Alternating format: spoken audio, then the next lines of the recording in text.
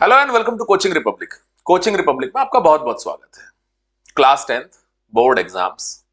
आप में से बहुत सारे स्टूडेंट्स ने जब इस क्लास में एडमिशन लिया होगा तो ये सोचा होगा कि अभी अभी तो क्लास की शुरुआत है, 9th क्लास जस्ट पास की है, इतने सारे एग्जाम्स दिए, इतनी सारी पढ़ाई करी, इतनी सारी मेहनत की है, कुछ टाइम सेटल होते हैं उसके बाद पढ़ना शुरू करेंगे। कुछ ने कहा होगा मंडे से पढ़ते हैं, कुछ ने कहा होगा 1 तारीख से पढ़ते हैं, 1 तारीख से। अच्छा, कुछ लोग जो होते हैं सुपरस्टार होते हैं, उन्होंने कहा भाई एक बार समर वेकेशन ओवर हो उसके बाद पढ़ाई शुरू करेंगे। इधर समर वेकेशन ओवर हुई, उधर यूटी 1 आपका वेट कर रहे थे। पढ़ाई कभी कुछ करी नहीं, यूटी 1 में क्या लिख कर आएंगे इस चीज का अंदाजा ही नहीं। आपके मन में लगना शुरू हुआ डर।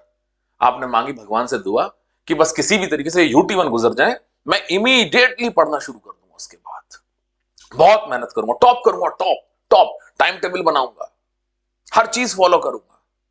यूटी 1 पूरे हो गए, क्या लिख कर आए आपको पता ही नहीं है। अच्छा, बहुत सारे बच्चे तब भी ये कहते हैं कि यूटी 1 में क्या करके आया हूं, कितने मार्क्स आएंगे, कोई अंदाजा नहीं, आता कुछ नहीं था, पढ़ाई भी कुछ खास नहीं हुई, लेकिन फिर भी भाई मैंने बहुत मेहनत की, एग्जाम तो दिया ही है ना, एटलीस्ट थोड़ी सी थकान उतर जाए, कल से पढ़ना शुरू करता हूं। And that's the biggest problem. कल कभी नहीं आता, तुम्हारा जो इल्यूजन ना कभी आया है ना कभी आएगा। और इसी तरीके से कल कल कल कल कल कल करते करते आप लोग दिसंबर में आ पहुंचे और अब आपके मन का वो डर मल्टीप्लाई होना शुरू हो गया है। आपको डर लग रहा है कि मैं अपने बोर्ड के एग्जाम्स में क्या करके आऊंगा, क्या लिख के आऊंगा, मुझे कुछ आएगा भी कि नहीं आएगा, मैं उसके लिए प्रिपरेशन किस तरीके से करूंगा। कोई प्रॉब्लम आती है, आप अपने टीचर्स के पास भागते हैं और टीचर्स ये एज्यूम करके चलते हैं कि आपको कुछ बेसिक नॉलेज तो होगी ही होगी, उसके अकॉर्डिंग वो आपकी प्रॉब्लम सॉल्व कर देते हैं और फायदा आपको बिल्कुल नहीं होता, क्योंकि आपको बेसिक्स का ही अंदाजा नहीं है, बेसिक्स के बारे में कुछ मालूम नहीं है। बिल्कुल वीक, बिल्कुल खाली। भागकर आप जाते हैं अपने फ्रेंड्स के पास कि भाई मैं टीचर्स के पास गया था, मैंने उनसे प्रॉब्लम पूछी, उन्होंने प्रॉब्लम तो बता दी, लेकिन मेरी समझ में इस वजह से कुछ नहीं आया क्योंकि मेरे बेसिक्स बिल्कुल वीक हैं।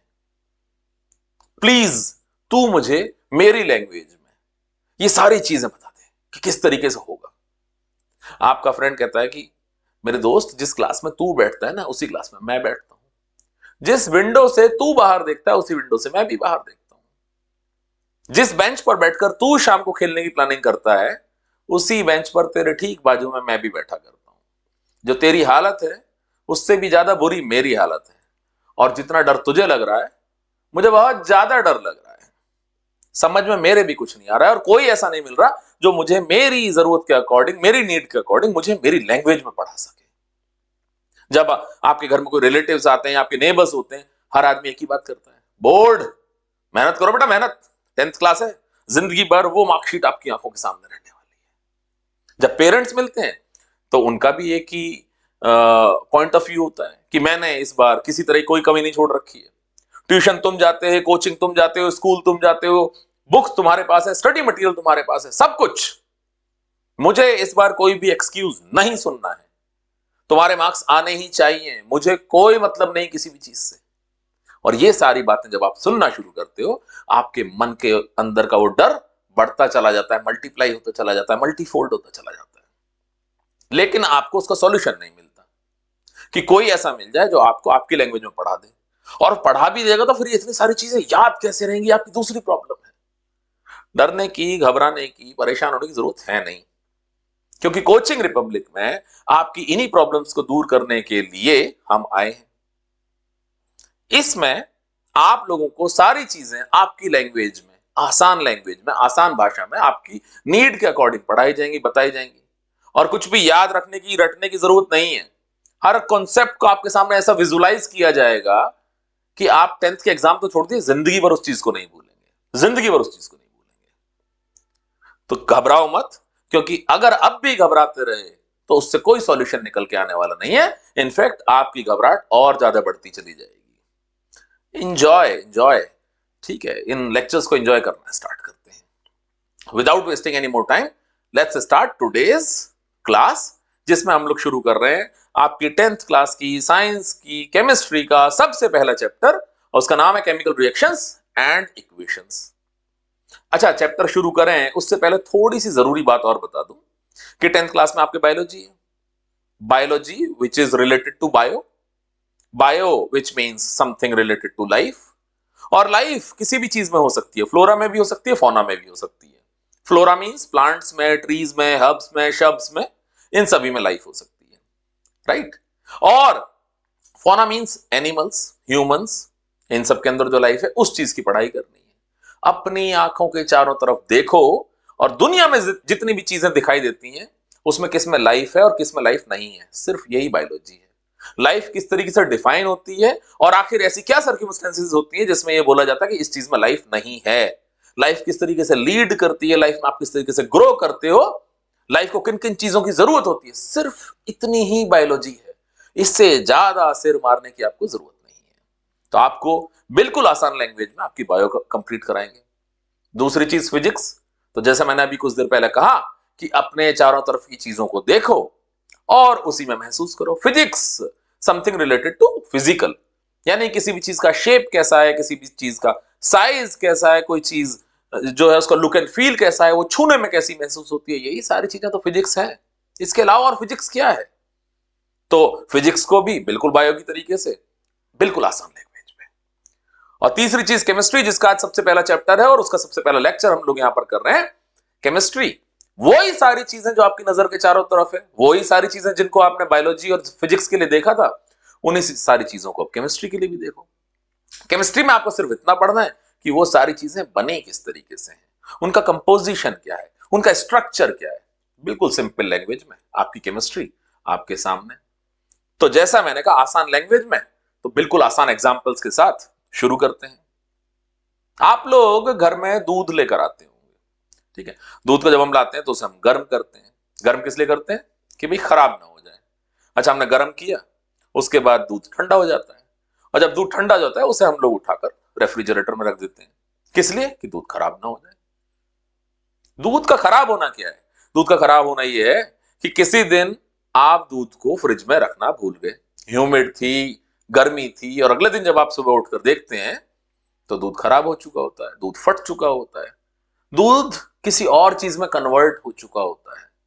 हमारा प्राइमरी सब्सटेंस यहां पर क्या था? दूध था, और फाइनल प्रोडक्ट कुछ और बन गया है, दूध फट गया है, शायद पनीर बन गया है, उसमें से एक अलग तरह की स्मेल आ रही है जो दूध में से नहीं आ रही थी। और फाइनल प्रोडक्ट की जो केमिकल प्रॉपर्टीज हैं वो इनिशियल सब्सटेंस यानी दूध की केमिकल प्रॉपर्टीज से बिल्कुल अलग है, बिल्कुल अलग है। अब इन केमिकल प्रॉपर्टीज में क्यों चेंज आया, इसको और डिटेल में पढ़ेंगे, उससे पहले थोड़े से एग्जांपल्स और डिस्कस कर लेते हैं। एक फ्राई पैन देखिए, दो फ्राई पैन आपको दिखाई दे रहे होंगे, एक बिल्कुल शानदार साफ सुथरा ब्लैक कलर का, ठीक है, ये आयरन का बना हुआ है, रोज यूज होता है, अच्छी तरीके से हम लोग इसे इस्तेमाल करते हैं, धोते हैं, साफ करते हैं, उसे रख देते हैं, डेली यूज में आ रहा है। अब मान लीजिए आप लोग इस फ्राई पैन को यूज करना भूल जाते हैं, ये कुछ दिनों तक ऐसी अनअटेंडेड पड़ा रहता है, ठीक है, ह्यूमिड में पड़ा रहता है, गर्मी वाले एनवायरनमेंट में पड़ा रहता है, हवा के एक्सपोजर में पड़ा रहता है। कुछ दिनों बाद आप क्या देखते हो कि इस फ्राई पैन का कलर चेंज हो चुका है, इसके ऊपर लाल लाल रंग की कुछ कोटिंग हो चुकी है, ठीक है, रस्टेड आयरन, इसमें रस्ट लग चुकी है, इसमें जंग लग चुकी है। तो पहला जो फ्राई पैन था या फ्राई पैन की जो पहली स्टेज थी, जो इनिशियल सब्सटेंस था, दैट वाज आयरन, करेक्ट। लेकिन जब कुछ दिनों बाद आप देखते हैं जब वो अनअटेंडेड पड़ा रहा, हवा के एक्सपोजर में पड़ा रहा, ह्यूमिडिटी में पड़ा रहा, तो अब उसके ऊपर एक लाल रंग की लेयर जम चुकी है, रस्टेड आयरन, यानी कि रस्ट लग चुकी है, उसे जंग लग चुकी है। और जंग लगे हुए लोहे की या फिर रस्टेड आयरन की केमिकल प्रॉपर्टीज प्योर आयरन की केमिकल प्रॉपर्टीज से अलग है। यहां पर प्राइमरी सब्सटेंस क्या हुआ? प्योर आयरन, और फाइनल प्रोडक्ट क्या हुआ? रस्टेड आयरन, और दोनों की केमिकल प्रॉपर्टीज में आ गया चेंज। तीसरे एग्जांपल की तरफ चलते हैं। तीसरा एग्जांपल, जैसे कि आप लोग घर में बहुत सारे फ्रूट्स लाते होंगे, आप लोग ग्रेप्स लाते होंगे, अंगूर जिन्हें हम बोलते हैं। अंगूर रखे हुए रखे, और आप अचानक किसी एक दिन आप अंगूर भूल जाते हैं, घर में अंगूर रखे भी हुए हैं, कुछ दिनों बाद वो सड़ने शुरू हो जाते हैं। ऑल्दो ऐसा कभी होता नहीं है, अगर बच्चों के घर में फ्रूट्स, स्वीट्स, इस तरह की चीजें रखी हुई होती हैं तो वो बेचारी सड़े उससे पहले तो वो हमारे टमटम के अंदर, हमारे टमी के अंदर पहुंच चुकी होती है। खैर एनीवेज, घर में अंगूर रखे हुए थे और बाई चांस किसी वजह से आप लोग उन्हें भूल गए, वो सड़ने शुरू हो गए, उसमें से एक स्मेल आनी चालू हो जाती है, ठीक है। इस तरह की स्मेल मैं आपको और बताता हूं कहां पर देख सकते हैं, देख नहीं सकते स्मेल तो आप सूंघ सकते हैं। मान लीजिए आप किसी शुगर मिल के आसपास से निकलते हैं, कई किलोमीटर्स की दूरी से भी आपको एक अजीब सी स्मेल आनी चालू हो जाती है। क्यों आनी चालू हो जाती है भाई? शुगर मिल में ऐसा क्या होता है? शुगर मिल में तो चीनी बनती है। हाँ सही बात है, शुगर मिल में चीनी बनती है। चीनी कैसे बनती है? शुगर केन से बनती है, यानी कि गन्ने से बनती है। हम गन्ने का जूस निकालते हैं, उस जूस को इकट्ठा करते हैं, उसको गर्म करते हैं, उससे कंसंट्रेट करते हैं, उसके अंदर से चीनी को निकाल लेते हैं, और जो बचा हुआ जूस होता है, या फिर बचा हुआ ये कहिए कि बाय प्रोडक्ट्स होते हैं बेसिकली, या वेस्ट होता है, उस वेस्ट को आप इकट्ठा करते चले जाते हैं। वो वेस्ट क्या होता है? वो वेस्ट होता है शीरा। उस शीरे को आप इकट्ठा करते चले जाओ। जब वो शीरा एक जगह पर स्टोर होता चला जाता है, कुछ दिनों बाद उसमें से भी एक अजीब सी स्मेल आनी शुरू हो जाती है, और वो स्मेल बिल्कुल वैसी ही होती है जैसे घर में सड़े हुए अंगूरों में से आ रही होती है, सड़े हुए ग्रेप्स में से आ रही होती है, राइट? इस स्मेल के आने के पीछे का रीजन क्या होता है? इस स्मेल के पीछे आने के पीछे का रीजन होता है बेसिकली, उधर पर वो ग्रेप्स या फिर यहां पर ये शीरा जो होता है बेसिकली, ये इसका फर्मेंटेशन स्टार्ट हो जाता है, करेक्ट? और इसके अंदर एल्कोहलिक प्रॉपर्टीज जनरेट हो जाती हैं। तो हमारे प्राइमरी सब्सटेंस क्या थे? इधर अंगूर था, वो सड़ गया, उसका फर्मेंटेशन हो गया, ठीक है, और हमारे पास फाइनल प्रोडक्ट क्या बन के आया? एक ऐसा अंगूर जिसके अंदर एल्कोहलिक प्रॉपर्टीज बन चुकी हैं। तो प्राइमरी सब्सटेंस और फाइनल प्रोडक्ट की प्रॉपर्टीज में चेंज आ चुका है, अंतर आ चुका है, राइट? बिल्कुल ठीक उसी तरीके से शुगर मिल में क्या हुआ? हमारे पास प्राइमरी सब्सटेंस क्या है? गन्ना है, और हमारे पास यहाँ पे फाइनल प्रोडक्ट क्या है? शीरा है, जिसका फर्मेंटेशन हो चुका है, उसमें से एक फाउल स्मेल आ रही है, एक अलग तरह की स्मेल आ रही है, और उसके अंदर एल्कोहलिक प्रॉपर्टीज जनरेट हो चुकी हैं। तो प्राइमरी सब्सटेंस और फाइनल प्रोडक्ट की केमिकल प्रॉपर्टीज में फर्क है, अंतर है, चेंज आ चुका है। ये जो चेंज होता है बेसिकली इसे केमिकल चेंज बोलते हैं। एक एग्जांपल और ले लेते हैं, एक एग्जांपल और ले लेते हैं। आप लोग खाना खाते हैं और उसका वेस्ट भी निकलता है, करेक्ट? क्यों होता है ऐसा? क्योंकि हमारा खाना डाइजेस्ट होता है, और डाइजेशन कहां से स्टार्ट हो जाता है? ऑल द बायोलॉजी में हम इसे बिल्कुल डिटेल में पढ़ेंगे, लेकिन डाइजेशन जैसे ही आप खाना अपने मुंह के अंदर डालते हो, वहीं से इमीडिएटली उसका डाइजेशन स्टार्ट हो जाता है। फिर वो आपके टमी में जाएगा, ठीक है, इंटेस्टाइन्स में जाएगा, और वहां पर उसके साथ कुछ ना कुछ ऐसा हो रहा होता है कि फिर वो वेस्ट में कन्वर्ट हो जाता है। तो जो हमारा प्राइमरी सब्सटेंस क्या था? फूड, और फाइनल प्रोडक्ट क्या है? वेस्ट। और इन दोनों की केमिकल प्रॉपर्टीज में भी अंतर होता है। यहां पर भी एक केमिकल चेंज आ चुका है। अब कहेंगे sir chemical change, chemical change, chemical change, what is chemical change? इसके लिए बिल्कुल सिंपल सा एक एग्जांपल मैं लूंगा कि केमिकल चेंज क्या होता है और फिजिकल चेंज क्या होता है, करेक्ट? इस स्लाइड के बाद। तो अब तक हमने जितने भी एग्जांपल्स देखे उसमें मैंने जो भी डिस्कस किया कि हमारे पास इनिशियल एक सब्सटेंस है, उसकी केमिकल प्रॉपर्टीज में चेंज हो जाता है और वो एक फाइनल प्रोडक्ट में बदल जाता है। इसी केमिकल चेंज की मैंने बात करी कि आखिर होता क्या है।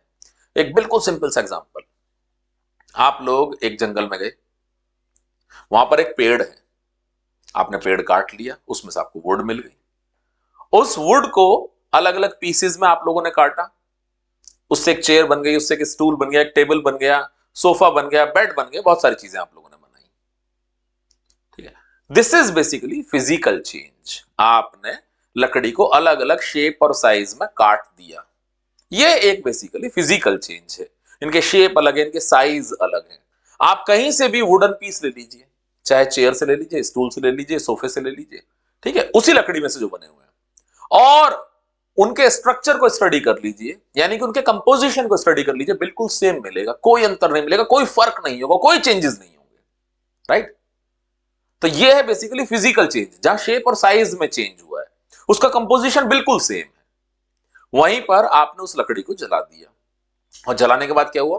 कार्बन डाइऑक्साइड निकली, गैस निकली, और हमारे पास कोल मिला हमें, correct? This is basically chemical change. जहां पे हमारा प्राइमरी सब्सटेंस क्या था? लकड़ी थी, और फाइनल सब्सटेंस क्या हुआ? बेसिकली कार्बन डाइऑक्साइड और कोल, और दोनों की केमिकल प्रॉपर्टीज में एक चेंज है, एक डिफरेंस है। ये जो डिफरेंस है basically this is known as the chemical change. इस डिफरेंस को हम लोग केमिकल चेंज बोलते हैं। अब ये केमिकल चेंज होता क्यों है? केमिकल चेंज इस वजह से होता है कि जो हमारे पास प्राइमरी सब्सटेंस था उसके साथ कुछ हुआ, जिस वजह से एक नया प्रोडक्ट हम लोग को मिला, उसका कंपोजिशन चेंज हो गया, उसकी केमिकल प्रॉपर्टीज चेंज हो गई, बदल गई, वो कुछ और बन गया। और प्राइमरी सब्सटेंस के साथ वो जो कुछ हो रहा है उसको हम बोलते हैं केमिकल रिएक्शन। करेक्ट। तो चैप्टर का नाम क्या है? Chemical reactions and equations. तो हम लोगों ने यहां पर इस चीज को जाना कि अगर कोई चीज किसी दूसरे प्रोडक्ट में कन्वर्ट हो जाती है बिकॉज ऑफ समथिंग, तो that something is known as the chemical reaction. Correct. तो प्राइमरी सब्सटेंस की केमिकल प्रॉपर्टीज कुछ और होती हैं, उसके साथ एक रिएक्शन होती है जिसे हम केमिकल रिएक्शन बोलते हैं, जिसके बाद जो हमें फाइनल प्रोडक्ट मिलता है उसकी केमिकल प्रॉपर्टीज कुछ और हो जाती हैं। मेरे ख्याल से अब तक आप लोगों को यह चीज क्लियर हो चुकी होगी what exactly the chemical reactions are. Right. Chemical reactions क्या होती हैं ये आप लोग को समझ में आ चुका होगा। अब थोड़ा साइंटिफिक एग्जांपल्स की तरफ चलते हैं। अच्छा, जब इन प्रैक्टिकल्स को करें, अगर स्टूडेंट्स करना चाहते हैं तो आई रिक्वेस्ट सभी लोग किसी की सुपरविजन में ही इन एक्टिविटीज को परफॉर्म करें और अपनी आईज को प्रोटेक्ट करने के लिए ग्लासेस जरूर लगाएं, जरूर। आपकी एनसीईआरटी बुक में भी ये एक्टिविटीज दी हुई हैं। हम लोग एक मैग्नीशियम का टुकड़ा लेते हैं, एक मैग्नीशियम का रिबन लेते हैं लगभग 2 सेंटीमीटर लंबा, और उसे एक सैंड पेपर से अच्छी तरीके से घिस लेते हैं। अच्छा, सैंड पेपर से क्यों घिस लेते हैं वो इस एक्टिविटी के बाद बताऊंगा। राइट। अब उसके बाद हम क्या करते हैं, टोंग, एक चिमटा टाइप का लेते हैं, उससे उस मैग्नीशियम के टुकड़े को हम लोग रिबन को पकड़ लेते हैं। उसके बाद एक स्पिरिट लैंप एक बर्नर के ऊपर ले जाते हैं और वहां पर इस मैग्नीशियम के टुकड़े को हम लोग क्या करते हैं, जलाना शुरू कर देते हैं। और जैसे ही इसके ऊपर लेकर इसे जाते हैं और ये इसे जलाना शुरू करते हैं, ये एकदम व्हाइट डजलिंग फ्लेम्स के साथ जलना शुरू हो जाता है। जलना, ठीक है, बहुत सारी चिंगारियां आपको दिखाई देंगी सफेद रंग की, और उसके साथ ये मैग्नीशियम का जो रिबन है बेसिकली जलना शुरू हो गया। जब हम इसको वॉच ग्लास पर लेकर जाते हैं तो इसमें से सफेद रंग का एक पाउडर गिरना शुरू हो जाता है, सफेद रंग का पाउडर। करेक्ट। तो दिस सफेद रंग का पाउडर इज बेसिकली हमारा क्या हुआ, फाइनल प्रोडक्ट हुआ। इनिशियल सब्सटेंस हमारे पास क्या था, इनिशियल सब्सटेंस हमारे पास था मैग्नीशियम, और फाइनल प्रोडक्ट हमारे पास क्या है, ये व्हाइट कलर का पाउडर। करेक्ट। अब ये व्हाइट कलर का पाउडर क्या होता है, बेसिकली इसे हम बोलते हैं मैग्नीशियम ऑक्साइड। तो मैग्नीशियम के साथ ऐसा कुछ हुआ जिसकी वजह से मैग्नीशियम ऑक्साइड बन गया। तो मैग्नीशियम के साथ ऐसा क्या हुआ कि ये मैग्नीशियम ऑक्साइड में चेंज हो गया। तो मैग्नीशियम के साथ जो भी कुछ हो उसे हम क्या बोलेंगे, केमिकल रिएक्शन बोलेंगे। करेक्ट। जिस वजह से जो हवा में मौजूद जो ऑक्सीजन थी बेसिकली वो मैग्नीशियम के साथ रिएक्ट करती है और मैग्नीशियम ऑक्साइड हम लोगों को मिल जाता है। Is it clear?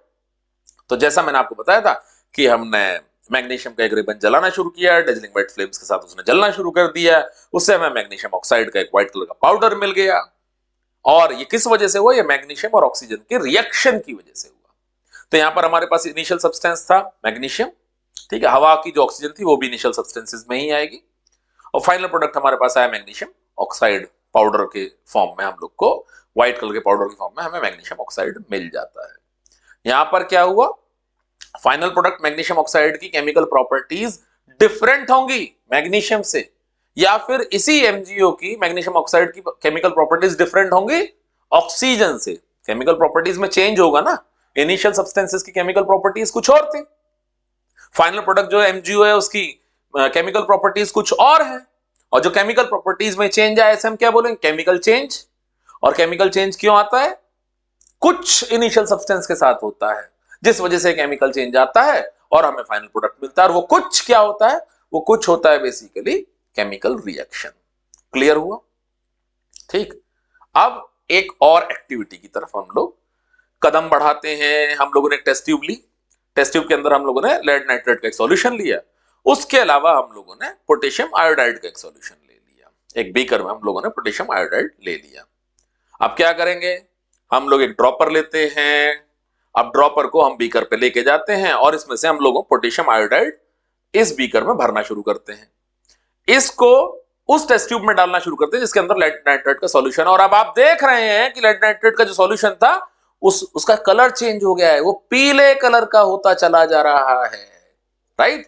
तो यहां पर बेसिकली हम लोगों को एक येलो कलर का प्रेसिपिटेट मिलता है। प्रेसिपिटेट, प्रेसिपिटेट क्या होता है सर, येलो कलर का प्रेसिपिटेट मिल गया लेड नाइट्रेट सॉल्यूशन में, हम लोगों ने पोटेशियम आयोडाइड डाला और आप कह रहे हो कि साहब वहां पे एक येलो कलर का प्रेसिपिटेट मिला। जब दो एक्वस सॉल्यूशंस, ठीक है, यहां पे एक्वस सॉल्यूशन क्या होगा, लेड नाइट्रेट हो गया, और दूसरा एक्वस सॉल्यूशन क्या हो गया, पोटेशियम आयोडाइड हो गया। दो एक्वस सॉल्यूशंस को हम लोगों ने मिलाया, उसके बाद कोई एक ऐसी चीज मिले जो इनसॉल्युबल सॉलिड हो, ना इसमें घुल रहा है ना उसमें घुल रहा है, ना इसमें डिसॉल्व हो रहा है ना उसमें डिसॉल्व हो रहा है, this is known as precipitate. Correct. तो इस एक्टिविटी में हम लोगों को क्या मिल रहा है, प्रेसिपिटेट मिल रहा है, और लेड आयोडाइड हम लोगों को यहां पर मिलता है। क्लियर हुआ। तो पिछली एक्टिविटी में क्या हुआ था, उसमें हम लोगों को पाउडर मिला था और डेजलिंग व्हाइट फ्लेम्स वहां पर हम लोगों को देखने को मिली थी। ठीक है। इस एक्टिविटी में हम लोगों को क्या मिला, यहां पर एक हमें प्रेसिपिटेट मिला येलो कलर का। क्लियर हो गया। एक और एक्टिविटी की बात करते हैं। ठीक है। हम लोग एक कोनिकल फ्लास्क लेते हैं। कोनिकल फ्लास्क में हम लोग कुछ जिंक ग्रेन्यूल्स, जिंक के टुकड़े डालना शुरू करते हैं। जिंक के हम लोगों ने टुकड़े डाले। अब एक दूसरा बीकर लिया, बीकर में हम लोगों ने डाइल्यूट H2SO4 लिया, एसिड होता है बेसिकली। ठीक है।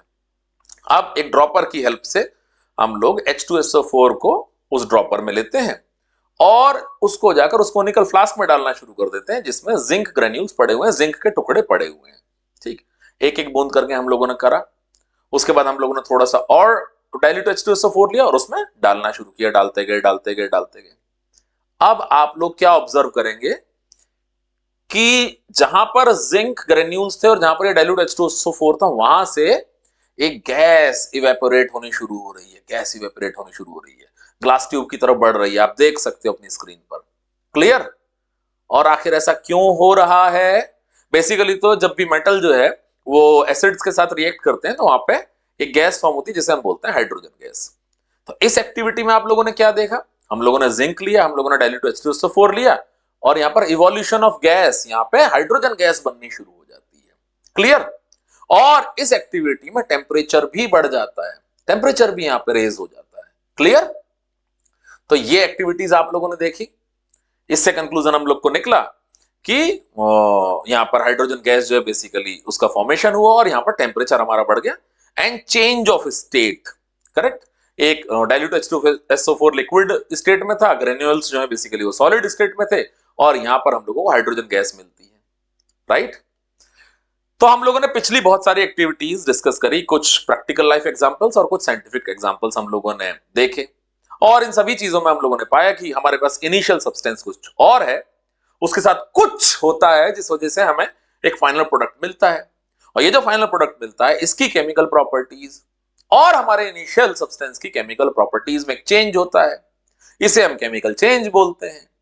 और ये केमिकल चेंज जिस वजह से होता है उस चीज को हम लोग केमिकल रिएक्शन बोलते हैं। तो केमिकल रिएक्शन कैसे कंफर्म होगी कि साहब केमिकल रिएक्शन हुई है, अगर चेंज ऑफ स्टेट हो जाता है तो हम मान सकते हैं कि हाँ साहब केमिकल रिएक्शन हुई होगी वहां पर। अगर वहां पर हम लोग देखते हैं कि चेंज इन कलर है तो भी वहां पर ये माना जाएगा कि हाँ वहां पर कोई केमिकल रिएक्शन हुई है। अगर वहां पर इवोल्यूशन ऑफ गैस होता है, जैसे भी आप लोगों ने देखा था जिंक में, जब जिंक के टुकड़ों पर हम लोगों ने डाइल्यूट H2SO4 डाला था, वहां पर हाइड्रोजन गैस जो है वो इवॉल्व होना शुरू हो जाती है। अगर टेम्परेचर में चेंज आता है, चाहे टेम्परेचर बढ़े चाहे टेम्परेचर कम हो जाए, तो भी वहां पर हम लोग ये कंफर्म करते हैं कि हाँ यहाँ पर कोई केमिकल रिएक्शन हुई होगी। And the final one is formation of precipitate. जैसा भी कुछ देर पहले मैंने आपको बताया था, येलो कलर का एक प्रेसिपिटेट मिला था, दूसरी वाली एक्टिविटी जो हम लोगों ने की थी। करेक्ट। तो जब यहाँ पर किसी भी तरह के प्रेसिपिटेट का फॉर्मेशन होता है तो हम समझ जाते हैं कि हाँ यहाँ पर कोई केमिकल रिएक्शन हुई है। अच्छा, इनके एग्जांपल्स भी डिस्कस कर लेते हैं, ऑल्दो अभी कुछ देर पहले हम लोगों ने एग्जांपल्स डिस्कस किए भी हैं कुछ प्रैक्टिकल्स के साथ। यहां पर बहुत सारे बच्चे कहते हैं कि सर चेंज इन स्टेट, अगर आइस पिघल जाती है, मेल्ट हो जाती है और पानी बन जाता है, यह पानी जो है बेसिकली वाटर जो है वेपोरेट हो जाता है, स्टीम में चेंज हो जाता है, यानी गैस फॉर्म में आ जाता है, तो क्या यहां पर भी कोई केमिकल रिएक्शन हो रही है? बिल्कुल नहीं हो रही है। उसका कारण ये है कि हमारे पास इनिशियल प्रोडक्ट हुआ मान लीजिए बर्फ, और उसका केमिकल कंपोजिशन क्या है? H2O। उसका फॉर्मूला क्या है? H2O। और जो पानी है बेसिकली उसका फॉर्मूला भी H2O ही है। तो यहां पर जो इनिशियल सब्सटेंस था और जो फाइनल प्रोडक्ट है उनकी केमिकल प्रॉपर्टीज में किसी भी तरह का कोई भी चेंज नहीं हुआ है। राइट। तो यानी यहां पर कोई भी केमिकल रिएक्शन नहीं हुई है, ये फिजिकल चेंज है, सॉलिड से लिक्विड में कन्वर्ट हो गए। दोनों प्रोडक्ट्स की, दोनों सब्सटेंस की और प्रोडक्ट की, दोनों की केमिकल प्रॉपर्टीज बिल्कुल सेम है, चाहे फिर वो लिक्विड से स्टीम बनने वाली हो, पानी से स्टीम बनने वाली हो। स्टीम का फॉर्मूला भी H2O है, पानी का फॉर्मूला भी H2O है, एंड वाइस वर्सा। अगर स्टीम से पानी बनता है और पानी से हम लोग बर्फ बनाते हैं तो भी बिल्कुल यही चीज एप्लीकेबल होगी कि यहां पर कोई भी केमिकल चेंज नहीं हुआ है, क्योंकि हर केस में इनिशियल सब्सटेंस और फाइनल प्रोडक्ट का केमिकल फॉर्मूला बिल्कुल सेम है, किसी भी तरह का कोई भी केमिकल चेंज नहीं हुआ है, इसलिए यहां पर केमिकल रिएक्शन नहीं हुई है। सर फिर एग्जांपल तो दो कि जिसको हम मान सके कि हाँ भाई केमिकल रिएक्शन हुई है। एग्जांपल ले लेते हैं, हम लोग अमोनिया गैस ले लेते हैं और हम लोग हाइड्रोजन क्लोराइड गैस ले लेते हैं, इन दोनों की रिएक्शन करा देते हैं, इससे हम लोगों को अमोनियम क्लोराइड मिलता है सॉलिड, करेक्ट। तो यहां पर चेंज इन स्टेट हो रहा है, हमारे पास जो इनिशियल सब्सटेंसेस थे वो दोनों गैसेस के ही थे, चाहे NH3 की बात करूं चाहे मैं HCl की बात करता हूं, और वहां से मुझे फाइनल प्रोडक्ट क्या मिल रहा है, NH4Cl मिल रहा है, ठीक है, और उसकी स्टेट बेसिकली सॉलिड है। तो अमोनियम क्लोराइड जो यहां पर हमको मिला वो सॉलिड का मिला, गैसेस से स्टेट चेंज हो गई, सॉलिड बन गया। चाहे मैंने कहा था कलर चेंज हो जाए, वहां पर भी केमिकल रिएक्शन मानी जाएगी। इवोल्यूशन ऑफ गैस जहां पर होगा वहां पर भी केमिकल रिएक्शन मानी जाएगी, correct. And change in temperature, एक प्रैक्टिकल जो हम लोगों ने एक्टिविटी करी उसमें चेंज इन टेम्परेचर की बात आई थी।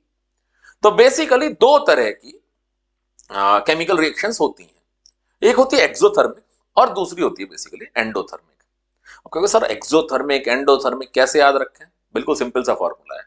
आप लोग बाइक चलाते हैं, कार चलाते हैं, ठीक है, उसमें से जहां से धुआं निकलता है जिसे हम लोग साइलेंसर बोलते हैं कॉमन लैंग्वेज में, उसे एग्जॉस्ट भी बोला जाता है। बोला जाता नहीं बोला जाता है एग्जॉस्ट, यानी कि जहां से गैसेस बाहर जा रही हैं, या किचन में जो चिमनी होती है उसका एक एग्जॉस्ट होता है जहां से गैसेस बाहर जा रही होती हैं। और अगर आप उस साइलेंसर को एग्जॉस्ट को छूते हो तो वो बहुत गर्म होता है, ठीक है, हाथ जल जाएगा, छू मत लेना प्रैक्टिकल करने के लिए, करेक्ट। तो वो रिएक्शंस जिनमें बेसिकली हीट प्रोड्यूस होती है उन्हें हम बोलते हैं एक्सोथर्मिक रिएक्शंस, ठीक है, जहां पर गर्मी प्रोड्यूस हो रही है, एग्जॉस्ट जिसने आपके एग्जॉस्ट को, आपके साइलेंसर को गर्म कर दिया, राइट। तो these reactions will be known as the exothermic reactions. और एंडोथर्मिक रिएक्शंस कौन सी होती हैं? एंडोथर्मिक रिएक्शंस वो होती हैं जिन रिएक्शंस को कंप्लीट करने के लिए वहां पर हमें टेम्परेचर देना पड़ता है, हीट देनी पड़ती है। क्लियर हुआ? तो दो तरह के चेंजेस आ सकते हैं किसी भी केमिकल रिएक्शन में, आपका वहां का टेम्परेचर बढ़ भी सकता है और टेम्परेचर कम भी हो सकता है। जहां टेम्परेचर बढ़ रहा है एक्सोथर्मिक रिएक्शन हुई, जहां टेम्परेचर कम हो रहा है एंडोथर्मिक रिएक्शन हुई। तो ये आपके सबसे पहले चैप्टर का सबसे पहला लेक्चर। अगले लेक्चर में फिर से मुलाकात होगी, और अगर अगला लेक्चर आप लोग अटेंड करना चाहते हैं तो क्योंकि ये लेक्चर तो फ्री ऑफ कॉस्ट अवेलेबल है एज ए डेमो लेक्चर, अगर आपको ये लेक्चर पसंद आया होगा then you can go for a subscription. आप लोग एक सब्सक्रिप्शन ले सकते हैं जिससे you would be able to see our upcoming lessons, आगे के सारे लेक्चर्स आप लोग देख सकते हैं। तो good luck, best of luck and all the very best.